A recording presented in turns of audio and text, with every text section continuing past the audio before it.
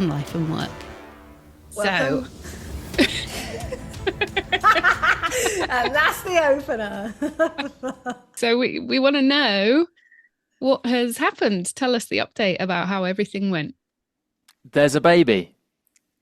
A baby has been born. Yay! Behold, a son. That's actually what his name means. His name's Reuben, and Oh, we just like the name. And then I looked at the meaning of it, and the meaning actually is "behold a son." wow! Oh. So there you go. Where would I start? The birth, or what's been going on, or what do people usually do? Well, this is a very unique interview because we haven't had a before and after yet of someone who's just gone through the experience of having a baby. So I guess we left you where you were like sort of possibly hours away from the birth, and you Yeah. sounded very relaxed. So was it all like in that kind of way, the rest of it, or did it go differently to how you thought it would? It did not go to plan, but I did still feel quite relaxed, considering how not to the plan it went.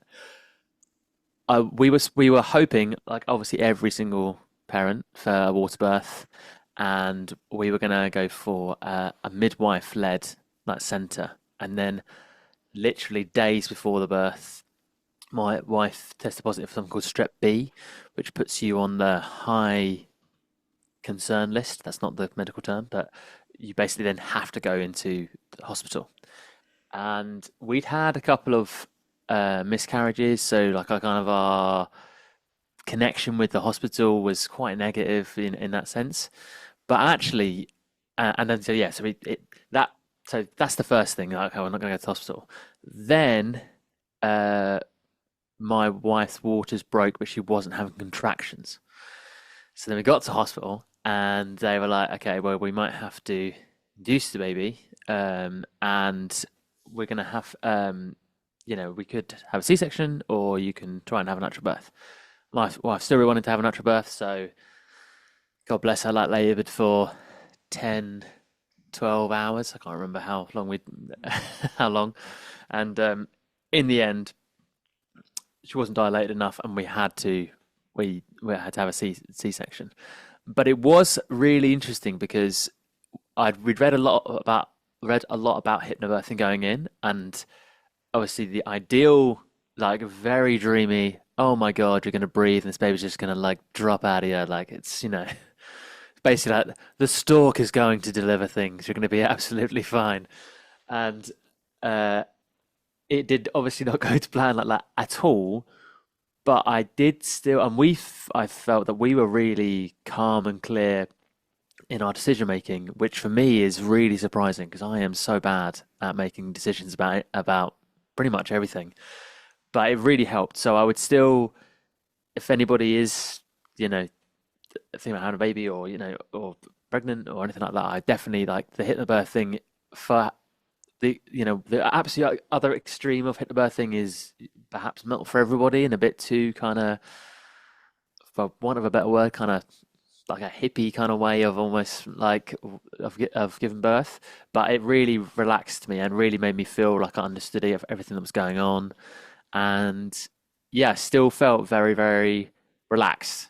And yeah, no, it's been, and he was born, and it's been great. It's been really, really lovely. He is at the moment where he's just it's too cute. It's too adorable. It's like, you know, I have to go and record this podcast. Please let me leave. And he's at the stage, so he copies he does the copying of what you say. So, most of the conversations we're having is just like and go, it's like absolute nonsense. But every so often they'll just like say a word, don't they? They just sort of say, and like, yes, I was away on a family holiday in Ireland like this weekend, and yesterday I said, "Can you say Ruben?" And he literally just went, "Ruben." And you're like, "Oh my God, it's a genius." And then this morning, I sat with my wife, and we were just quickly just eating some breakfast, and I just said, I was like, "Oh, Rubes, it's nice that we're a family, isn't it?" And he just went, "Yeah." Obviously, he's not really understanding you, but for my positive like belief, I'm like, he knew exactly what I meant. He sounds like a genius already. How old is he? I, Because he's only like he's three what? months, yeah. 3 months old. He's going to be a genius. Yeah. So yeah, either that or just very chatty. So yeah, it's wonderful and it's been really lovely, and we've done lots and lots of stuff with him. He was at he went to Ireland this weekend, and the weekend before we were on a joint stag and hen do, and before that we took him to a day festival. He's been to the cinema 4 or 5 times, and like we've really like just tried our best to kind of be ourselves and carry on living and living, enjoying the things that we do. Not that I go to that many joint stag and hen dos, but our friends are a big part of our lives, and so he just kind of comes along with us, as opposed to feeling like we have to change everything. And yes, he's wonderful. He is an absolute joy. Yeah. Oh, that's so lovely. I'm so, so happy for you guys. Being a dad, has it been exactly as you thought it would be, or has there been any surprises? I know it's only been 3 months, but I'm curious. I was wondering this. I mean, most of the parenting at the moment is based around poo. I mean, how do you guys talk about that kind of thing on this? I know Yeah, you guys go are. there. Absolutely, go there. I mean, I was thinking, I was thinking on the way here. I was like, really, there's no better metaphor for life of how something can go from being so beautiful to so shit in the matter of seconds than your baby filling its nappy. I yesterday, so as I say, I was in Ireland. I was in Galway yesterday, and when there's a big cathedral in Galway, really impressive, like amazing. I'm not a religious person at all, but you can't sort of help but go in there and looking like, oh wow, that's great.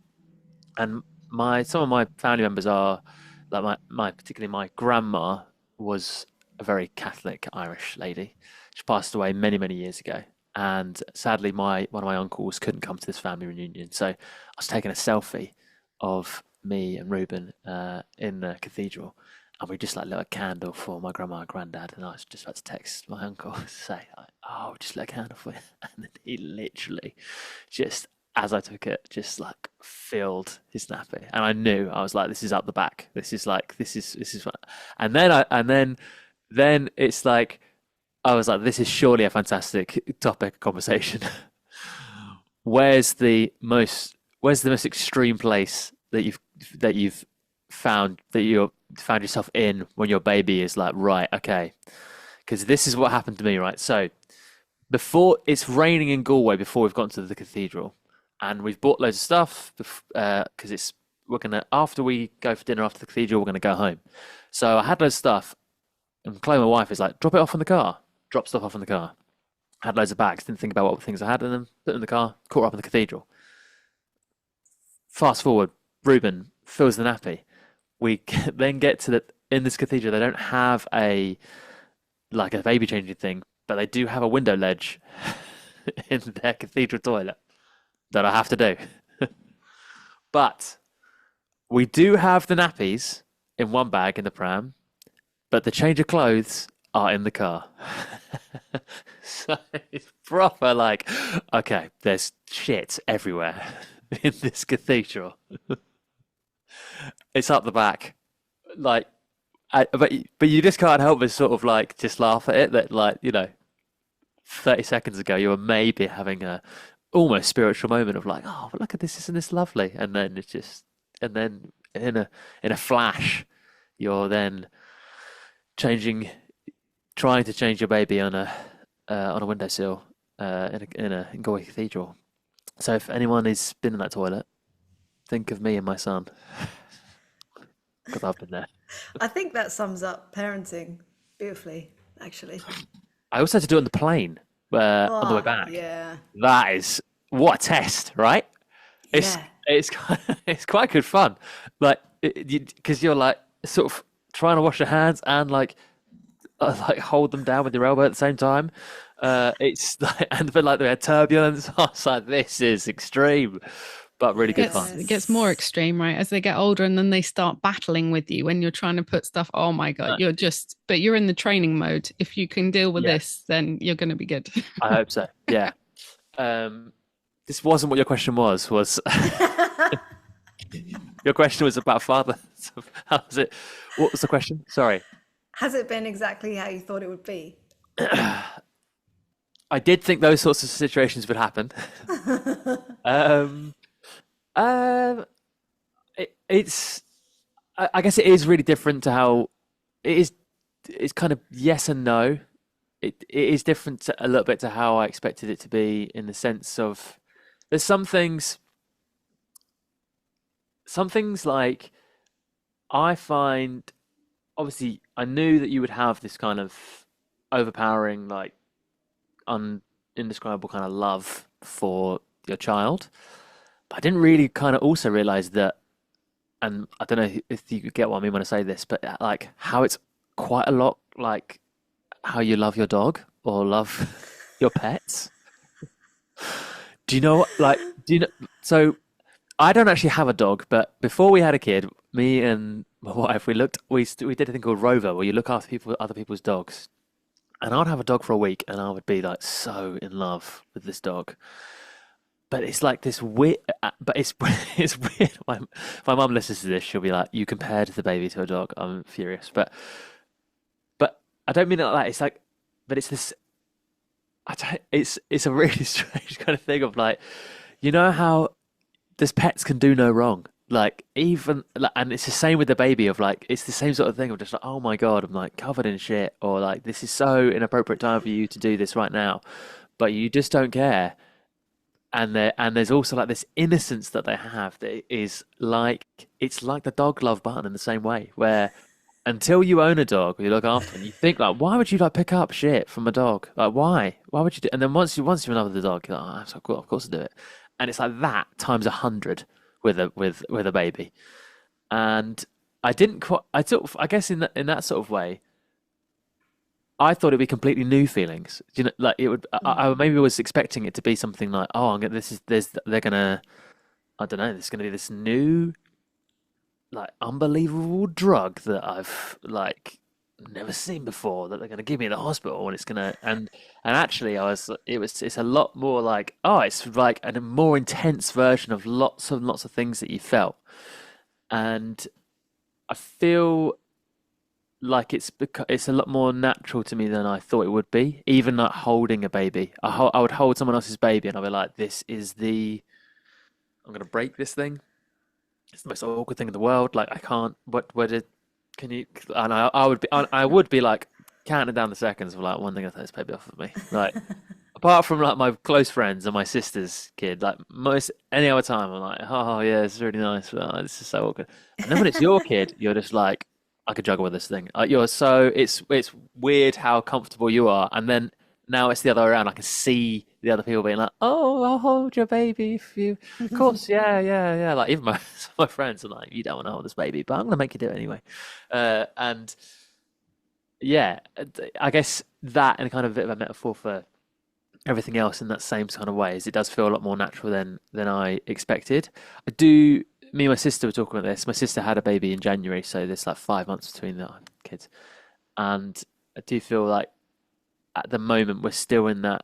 It's still very important, but we're at that kind of caring stage of parenting where it's the answers are kind of like sleep, feed, or poo. Like it's still at that stage, as opposed to the the next stage of parenting, which I've kind of really relate to in teaching, of like consequence and you know the habits start to form and you said this thing and they will not forget that you said that thing or like you say they initially battle back putting their clothes on and then when they're older they answer back and those sorts of challenges obviously are a lot to come and that's a very different type of parenting to you know just trying to find a toilet in Galway Cathedral. I wanted to ask a second question with this. When me and Neil started a family, it really made me think about like my mum and my dad, and like their influence, like the impact of my childhood on my style of parenting. And so I wondered if you had any thoughts with that as well, like becoming a dad, did it make you look at your mum and things that she does, or what you want to provide for your son? Yeah, I mean, my mum has always been amazing and very, very supportive, and she always put me and my sister first. And yeah, I think she is kind of my idol in that way of like, you know, for so long. I think it just throughout life, even really before I had, you know, you'd be like, oh, what would mum do in this situation? Or you'd call your mum and ask them like, okay, what do I do? Like, I don't, and like particularly when I was in my 20s, I used to find it was I'd really like, okay, I need to talk this through with mum first, and then I'll get my head around kind of like how things work. And I guess, yeah, I do. I'm a very traditional person. I don't mean traditional as in like old school. I mean as in I love a tradition, even if the tradition is nonsense. I'm like, we do it every year, and obviously, where it's the the thing that has started to if I had to start talking about is Christmas. Oh my God! So I am like, I have never not been with my mum and my sister for Christmas. I don't think ever.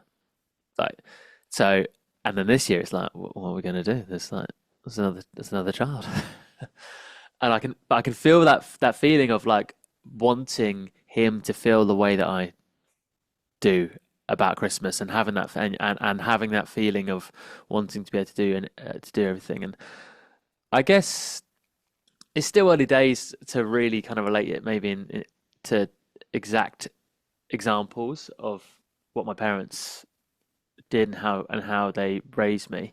They're so different. They're divorced now, and they're so different that. But you know, I can really recognise like how much of an impact and how much work how much my mum did for me and my sister. That I definitely recognise the benefit in making the effort and the small things that maybe don't feel like lots, but like make you know playing with your kid and reading them a book, and you know they can when they're at this age because they're a baby, they can just lay there the whole time. But if you know if we keep on and trying to engage with them, even if it's just nonsense and just talking to them over and over again, it's that I think that's kind of what she really probably instilled in me. That's not really necessarily even a parent thing, but just always making the effort and the joy that you can get from making an effort, you That's lovely. know. I really like the fact that you uh, felt that you could always call your mum and talk stuff through in your 20s and stuff. I mean, that's how I am with my mum still, and I'm now in my 40s. Um, and I just hope that yeah, that carries on with my children as well, because that's such a special bond. It's really lovely. Yeah. Yeah, and it is Uh, nice. It's nice with your because I think it's nice with the grandparents side of it now. My mum is helping us is helping us raise Ruben, and then I can feel that that's bringing me and my mum like closer together in like in a new way as well, and that's a really that's a nice thing to feel like you know with your parents, particularly as we all get older, you feel like okay we've reached the ceiling of experience because you know we're older. But it's and that's a really nice thing that not only for your you know everybody always talks about your grandparents, like lots of people don't say don't know that it brings new life to them when they have a grandchild, but I feel like it's also actually like there's obviously a new dynamic and of people's relationship with their grandparents, and not everybody always enjoys that because you know it's the classic well back in my day we used to raise them like this, but I can but just from a feeling side of things I can just feel like there are really just nice moments that me and my mum are having, which is really nice. And I expect, particularly after COVID, I feel like in COVID, like I couldn't see my mum, and that was weird. It was weird. It was a really weird time where you suddenly were like, oh, I can't, like you just can't see them at all. And my sister bubbled with my mum, so it's actually a really nice thing of like a reason, to kind of keep seeing each other far more often than we were. Yeah, I think parents must be, or grandparents, when you think of it as from your parents' perspective, must be a really strange thing to see your children having children and seeing how they parent. It's, yeah. Yeah, yeah. Actually, my mother-in-law said that to us the other day. She said it's very odd seeing your kids have kids, uh, and which again, obviously, when you're the adult, you're like, what? Like, but the only thing is always, I always think, I wonder what their perspective, like our children's perspective, will be of us, because I see it all the time with like students that I teach, the embarrassment that they have of their parents. But also, like the love is there, but there's an embarrassment, and sometimes I'll have a kid come in and I'll say like, "Oh, how was your day?" and I'll ask a couple of questions, and they'll tell me more about the day, and the parent will be like, "You got more out of them than I did. I didn't say anything to me." And it's a weird thing of like, oh God, one day I'm gonna be the parent who he won't tell, but he'll tell the drum teacher. Like it's a weird, it's odd, isn't it? It is. Yeah, Quinn's already embarrassed by me. Like Uh, we did a run on Saturday, and they were like, "What song do you want to run to, guys, for the beginning one?" So I shout out "Golden" from K-pop Demon yeah, yeah, yeah, Hunters, and they yeah. put it on, and I'm like, "Yeah!" And Quinn's like, "Mom, stop it, stop dancing." I Oh was like, no. "Oh God, we're here already." It's so funny. Has 6, 7 come into your life yet? I know about this, but no, Okay, yeah, because thankfully. of in my students, this it's a random. It's so like all internet memes that become popular. It is so random, but essentially, Gem, kids want you to say 6, 7. Like one after Right. the other. Every teacher in the country, in the country, I think in the world, because I think it was America first, but like every teacher in the country is like hates it because if they say you need to turn to page 67, the whole class will be like, it's sort of like 69, but without any sort of logical connection to the numbers. So 69 is like, oh, it's a rude number. You shouldn't say it. This is literally just like an internet meme of a kid going 6, 7, and it took off. And if you sat and you realize how, and when you're teaching kids, you realize how many times like, okay, let's just do it for like 6 or 7 more minutes. And I go 6, 7, like kind of thing. And I had a dad to say it in front of his like 12-year-old the other day, and he went 6, and you would it was like he'd like come into the room and kissed his mum. He was so like, oh God, it's so gross that you just did that. Like so embarrassed just by like reenacting a meme. Oh. This links Oh, in well to my next question because I wanted to ask you about teaching and how everything has gone with that since your baby has arrived. Has it been how you were expecting to be, or have you had to alter things? It's been fairly straightforward. I mean, luckily the timing of things, I think I said this before, was that I was able to have a few weeks off and then it was the summer holidays. So I was basically able to I pushed all my students together, so I just worked 3 days a week in summer. September then was like quite intense because you come back to like full like 40 student timetable. And I do think one of the biggest benefits to being a musician and a parent is sort of the benefit, and always the benefit and the curse is that because you're in control of your own time, it allows you to be flexible. I mean, you take financially, you take a hit if you do this, but if you have to suddenly be like, okay, he's not very well, he needs to attend to the doctors, or I need to take a day off, I can do it. And it's just literally like send a text, it's no worries, it's fine. And all my students are so understanding of that because they're all basically parents, so they get it. Um, but also, I noticed a big difference with other like new parents, dads in particular, that were going back to work was that I am free in the mornings. So I every morning we can get set up for the day pretty well. Like Chloe can have a shower, we can have breakfast together. We would going to the cinema in the mornings, and we're able to do these things together first thing that hopefully help Chloe to feel quite normal and feel kind of set up for the day, and it's not a kind of thing of just like, cool, I've left you, baby screaming, good luck with this, I've got a train to catch or anything like that. And so I think that is a huge positive that I found from being a musician teacher, and that is that time there.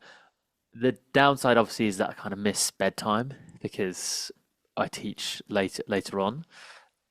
At the moment, that doesn't really bother me because one, he's much better in the mornings, but also that, like, it's it's so. I think you're just getting started for the day, and you're making really like nice just moments in the morning, make it a lot easier. Um, and I think the difficulty will definitely be like later on when this has always been a question in my head of like, I don't know what happens if I'm the after school club for so many kids. What happens when my kid needs to go to the after school club? So, and obviously, like, I know Kira's like changed her like teaching and her life to enable her to be able to support her family in that way. And I really admire that. I think it's a very difficult thing to do because if you are going to only teach during the day, then you are looking for a very specific type of drum student. And whereas everybody wants to try the drums at least, that's you know that's from a very young age. So that'll definitely be a challenge. But no, so far the teaching side of things has actually been quite nice, and also I think there was a really nice moment when I kind of first came back to work.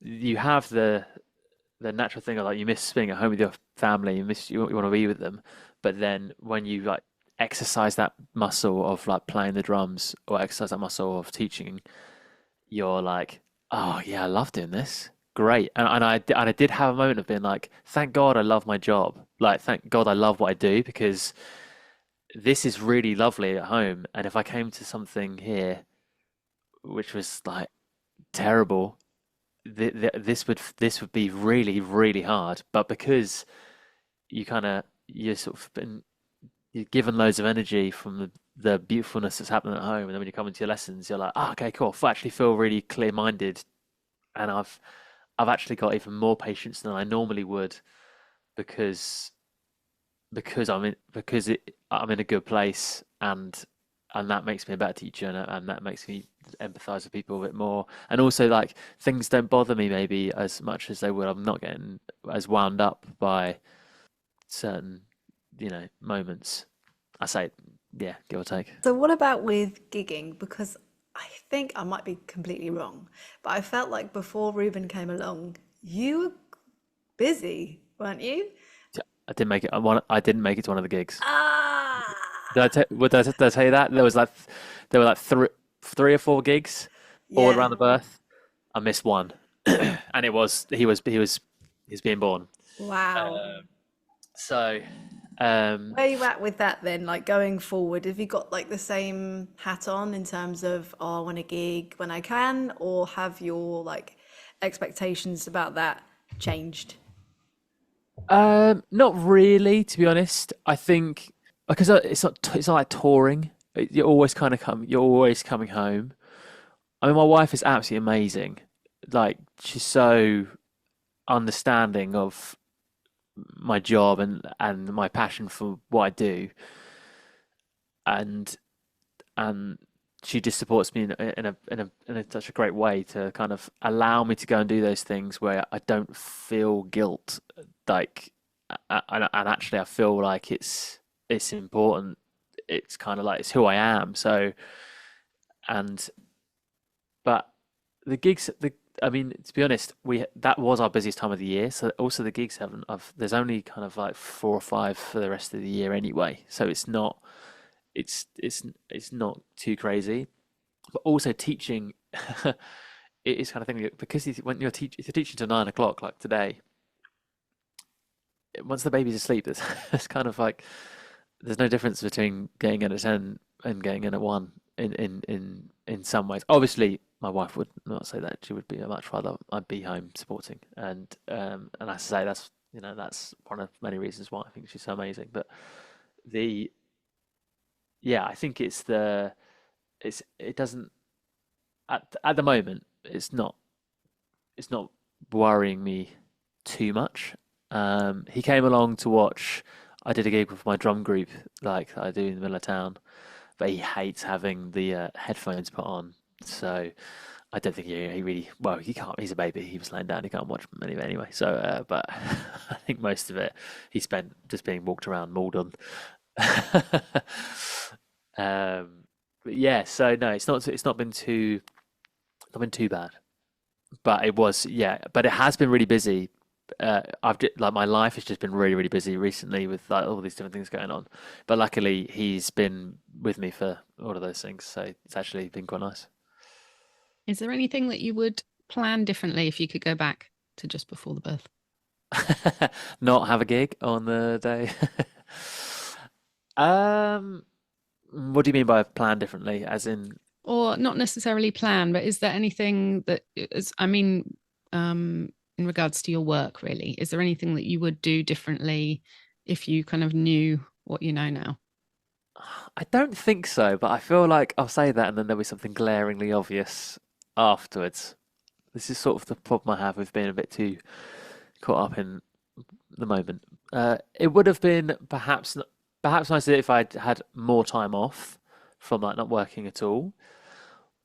But we're just both self-employed, and so whilst Chloe can't work, it's like you have to go back to like you just have to go back to work because you just will very quickly run out of money. So I think yeah, probably more time off would be amazing. But even when I say that, that's difficult to know because like well then would I have been stressed out by not having enough money?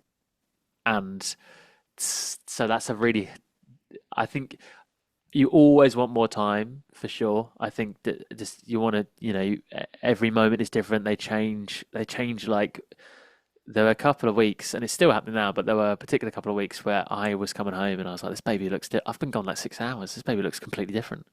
what's what's happened? So you don't want to miss any of the moments, but I think having peace with yourself that you can't be there for every moment is also is you kind of have to. It's just what it is. You can't be there all the time, and that is difficult. But yeah, I guess yeah. If I more time, but also if I could get some free money with that, that'd be great. Yeah. Similar theme. Is there anything you know now that you wish you'd known before Ruben had come into the world? I think what I feel like one of the things I've really kind of learned very quickly was maybe it's not quite the same thing, but like I was so unsure for a very long time that I wanted to have children, uh, and it's really an interesting kind of it's just interesting how different it feels to what you expect it to feel like, and it is so the feeling more than anything than it is anything else. I I think there's I've been listening. So when Ruben was born, the new Loyal Kana album dropped, and it's called Hopefully the album, and it's all about a lot of it is about his children. He's like hip hop artist, and Richard Spaven he plays drums on it. It's fucking great, and it came out the day that he was born, and there's a really nice line in it that says like, "You give me hope in humankind," and and it's sort of the world feels quite terrifying a lot of the time to me, and I often feel very not scared, but like almost like ashamed of some of the things that you kind of see that's going on, and like injustice, and you worry that you're like, I'm gonna why would I want to bring a human being like into this world? Like this is quite and that would be a list of so many reasons I would tell myself of like, not yet, not yet, won't have a child yet. It's not the right time. Like, I don't feel right where I am in my career. I don't feel right the way the world is. Like, wait, this is going to be, and then it's the hope that and innocence that a child like kind of brings with them. It does give you this hope of just like, oh man, like maybe it could be all right, maybe and I tend to see myself as a quite positive person. I love to believe in things. I'm not in any way religious, but I just love the belief it could happen though, isn't it? 'Cause this could be something good, and I'm always the person that will be like, nah, go on, go talk to that, go talk to someone you respect, go and ask them a question, or like just say yes, and let's just see what happens. Like, we'll just still, who knows, who cares? We'll just like let's give it a go, see where we end up. And I feel like in however it is incredibly difficult having a baby and very tiring, but despite all of that, you still have this like feeling of like, oh man, like yeah, but maybe it could be okay. And I guess in that kind of way, I feel more. I don't know. This is a bit of a ramble now, but but I think that's the difference in how I feel is kind of more than. I've actually lost my train of thought with the question now, but like, uh, yeah, if that makes. Do you get what I'm Yeah, saying? like Like, I feel like you feel more hopeful, and any worries or fears of how could I bring a child into this world, actually the child is the hope and yeah, the good feeling that you want them to experience. It's kind of them. I don't know if that. yeah. I think that's the, it's like, and it's not even a thing of like more hope. It's just that it's just like it's hit the button of like, oh man, like that's you were right. Like it's all right, you know. Yeah, And despite lots of things can be really difficult, and it's you know we're talking about a lot of the positive things. Obviously, at the moment, it doesn't mean doesn't necessarily mean it's easy, but I do. Yeah, it's just a really it's just a lovely kind of feeling that it's very different to how I thought I would feel. I think all the worries that I had about being a father and like, could I still be a musician and be a dad? Could I still do all of those things? You're answering the question just by like waking up and like looking at him, and like and that's what I mean. It's the dog love button. It's there again, You just like you know you come home from work and your dog and like your dog doesn't judge you, right? It's the same sort of thing of your baby just is like, I don't know how much you practiced today, but I don't care. And you're like, fantastic. I don't know about you, but I had the feeling where I was the same and I waited for quite a long time thinking about if it would work out to be a parent and a drummer and everything.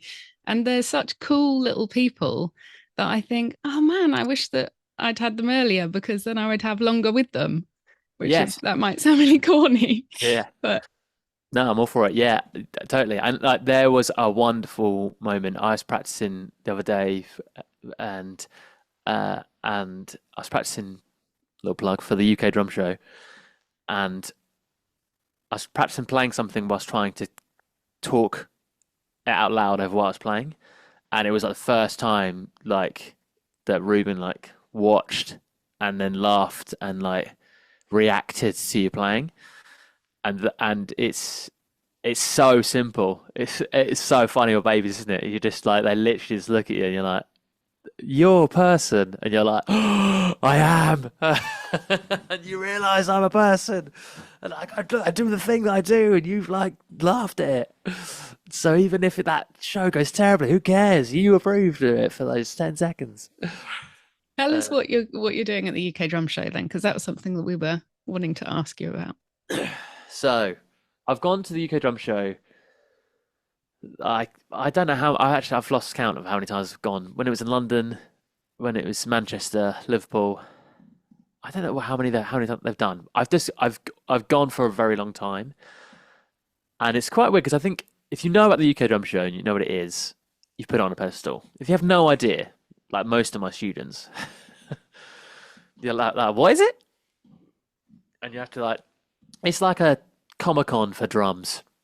You know, you're trying to explain trying to explain them, and I've always had the thing of like, what would I do if someone asked me to play the UK drum show? Like, what would I do?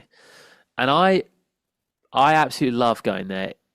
I think being a drummer when you're particularly a drum teacher, like when that's the way you make your money, is quite sometimes quite a lonely experience.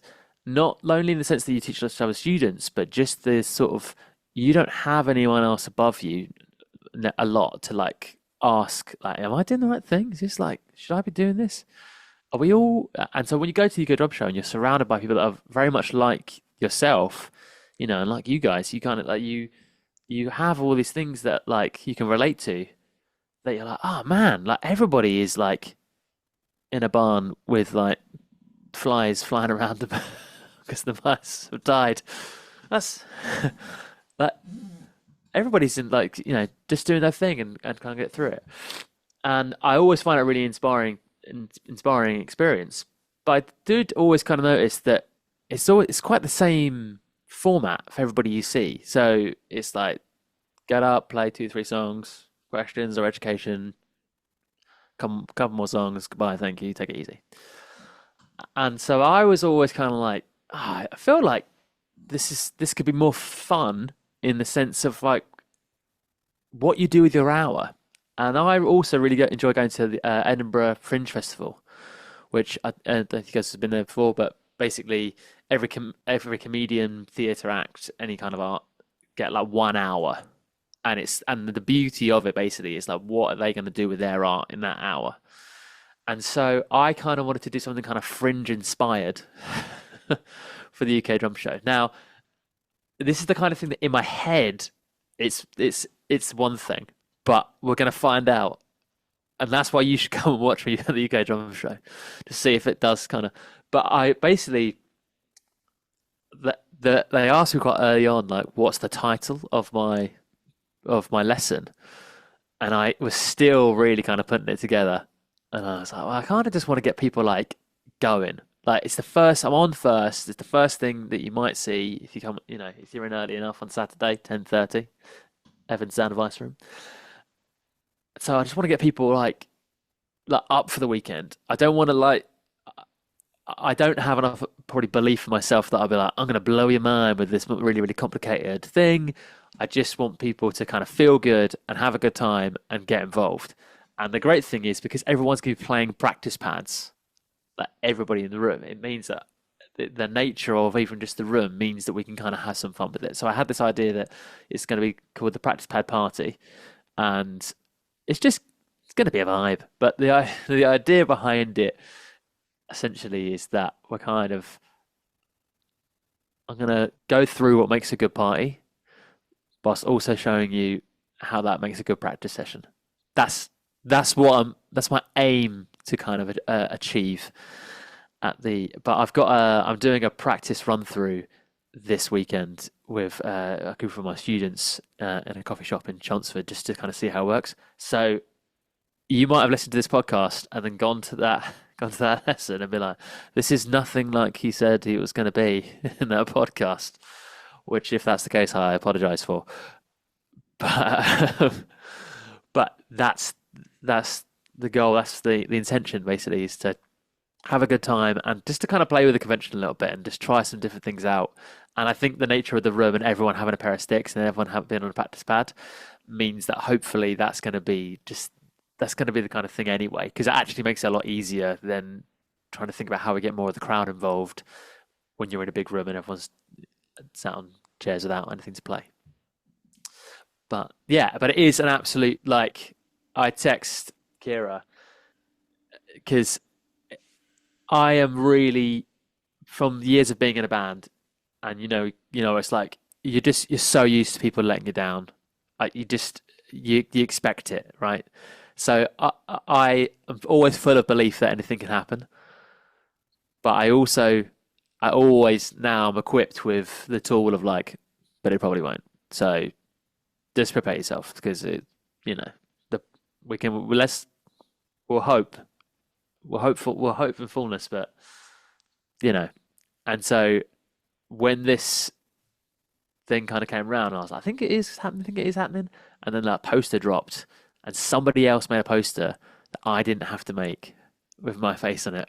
I was like, this is wild because it's all because again, a great benefit of being your own boss is that you can be in control of everything, but it also means that you are the one that's making posters. So you're the one making the drum camp adverts or your band's posters. Go and see them up, get to go see them play. And I I did look at it and I did just cry because I was like, I can't believe I'm playing at the UK Drum Show. This is I've always thought, what would I do? And like now it's happening. I'm like, shit, make it good because in your head you said you would. So how many places are going to be in that room? Do you know, or are they just going to keep I, adding more I practice pads? I think it's officially only 20. There's only 20 pads. I Okay, think more people can come in and watch. all right. So we need to Uh, be at the front of the queue, basically. but That's but yes, but you okay. can book your slot. You can book a pad online. So if you go to UK Drum Show website and go to the Evan Sound advice room, you can book your pad so that you've definitely got one. And I think everybody that goes there gets a free pair of sticks as well. So if you're even just to get a free pair of sticks, just come and spend 30 minutes with me chatting absolute nonsense and get yourself set up for the rest of the weekend. But I believe because they've got people like Eli Casagrande playing in there, and that will sell out very quickly. I think there might be the option to still stand and watch at the back. And even if there isn't, let's do it anyway. Who's going to stop us? I'm going to let you in. Exactly. It's a party. It, Just hey, Party. it's a practice pad party. So yeah, Oh, I reckon come along, come along. can't wait. I've booked it already, man. So There we we go. can wait. It's That's gonna the be other thing is awesome. I think most people in the room at the moment. I'm pretty sure I know everybody that's going to go there anyway. It's gonna be such a vibe. I Yeah. can't wait. This is our last question. Okay. What's your advice for any drummers unsure how to navigate from being a pro drummer to a dad? I like they said pro drummer. Does that mean I count as a pro drummer? Um, I was thinking you might ask me this question, so I was trying to think carefully before.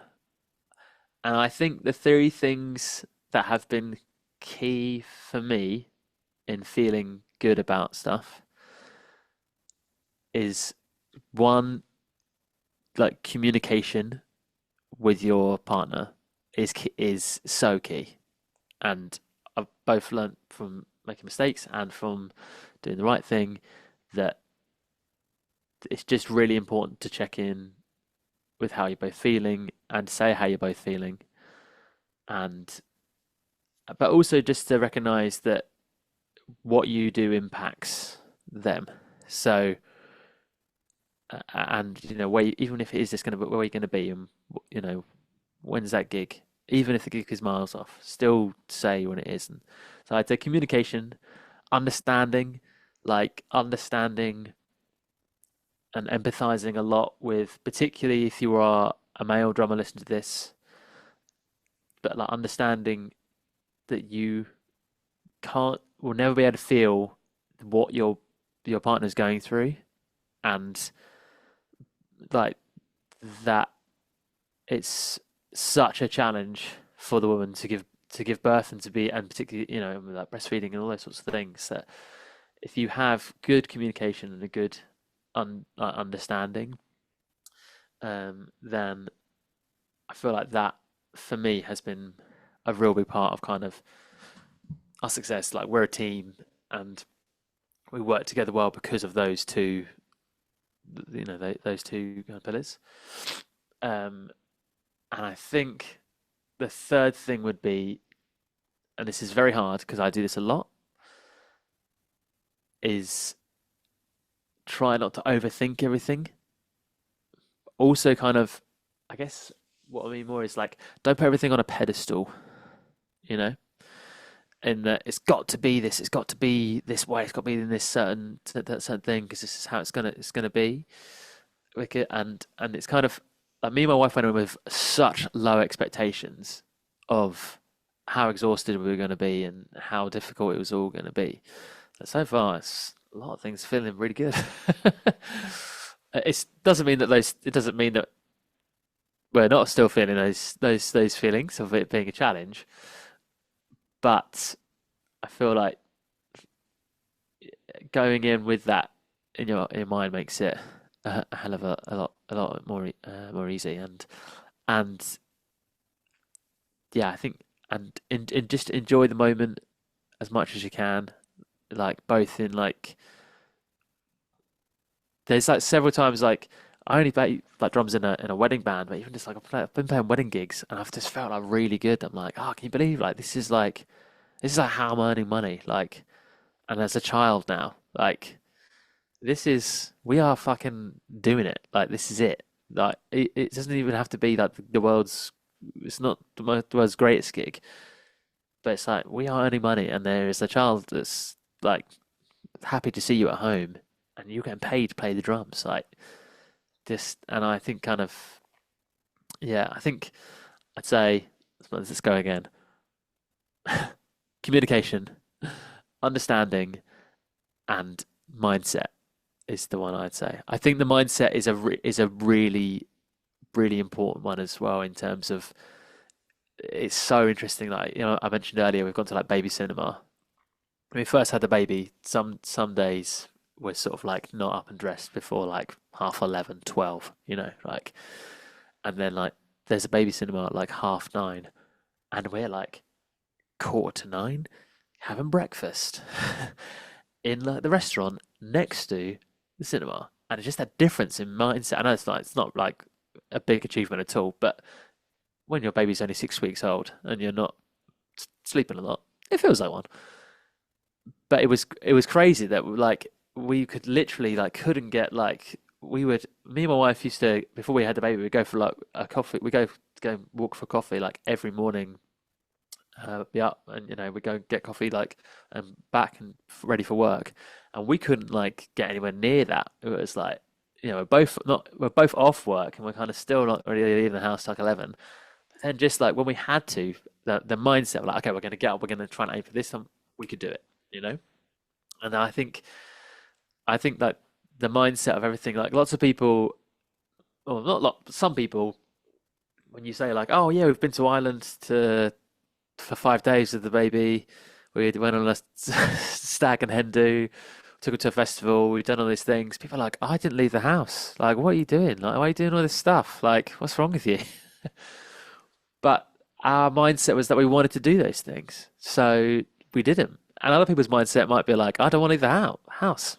Fucking great. Don't leave the house then. Like, that's what you want, right? So I think like your mindset of kind of what is possible, and even if your mindset is like just having low expectations of like, okay, well, we're going to try and hopefully do this. It might not really work out because he's a baby, and this times this might result in something we haven't experienced before. But for good or bad, if you're in a good mindset, you can enjoy the experience. And I think that's what's really lovely about the babies, and it is that there's moments where you're like, this is dreadful, but you're also like, but this is it. This is being a parent, and you're doing it. Thanks for listening to the Drummer Mamas podcast. We hope that you enjoyed this episode. If you did, please leave us a 5-star rating because it makes us more visible to other listeners. And we really do appreciate any comments or reviews. It makes a difference. Thanks again, and see you next time.